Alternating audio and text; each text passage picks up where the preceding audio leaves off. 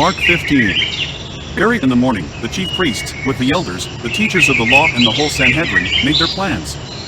So they bound Jesus, led him away and handed him over to Pilate. "Are you the king of the Jews?" asked Pilate. "You said so," Jesus replied.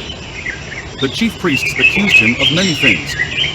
So again Pilate asked him, "Aren't you going to answer? See how many things they are accusing you of." But this still made no reply, and Pilate was amazed. Now it was the custom at the festival to release a prisoner whom the people requested. A man called Barabbas was in prison with the insurrectionists who had committed murder in the uprising. The crowd came up and asked Pilate to do for them what he usually did.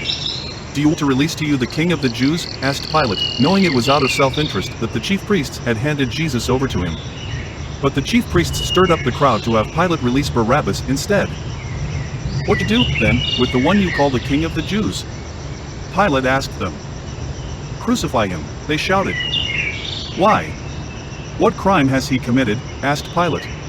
But they shouted all the louder, "Crucify him." Wanting to satisfy the crowd, Pilate released Barabbas to them. He had Jesus flogged, and handed him over to be crucified.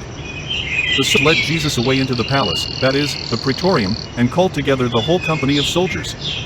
They put a purple robe on him, then twisted together a crown of thorns and set it on him. And they began to call out to him, "Hail, King of the Jews!" Again and again, they struck him on the head with a staff and spit on him. Falling on their knees, they paid homage to him. And when they had mocked him, they took off the purple robe and put his own clothes on him. Then they led him out to crucify him. A certain man from Cyrene, Simon, the father of Alexander and Rufus, was passing by on his way in from the country, and they forced him to carry the cross. They brought Jesus to the place called Golgotha, which means the place of the skull. Then they offered him wine mixed with myrrh, but he did not take it. And they crucified him. Dividing up his clothes, they cast lots to see what each would get. It was in the morning when they crucified him. The written notice of the charge against him read, "The King of the Jews." They crucified two rebels with him, one on his right and one on his left. Those who passed by hurled insults at him, shaking their heads and saying, "So, you who are going to destroy the temple and build it in 3 days, come down from the cross and save yourself."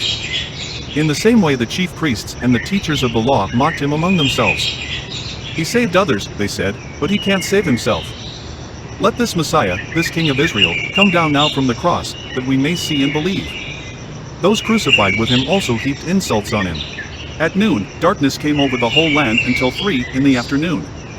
And at 3 in the afternoon, Jesus cried out in a loud voice, "Eloi, Eloi, lema sabachthani?" Which means, my God, why have you forsaken me?" When some of those standing near heard this, they said, "Listen, he's calling Elijah." Someone ran, filled a sponge with wine vinegar, put it on a staff, and offered it to Jesus to drink. "Now leave him alone. Let's see if Elijah comes to take him down," he said. With a cry, Jesus breathed his last.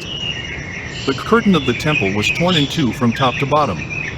And when the centurion, who stood there in front of Jesus, saw how he died, he said, "Surely this man was the Son of God."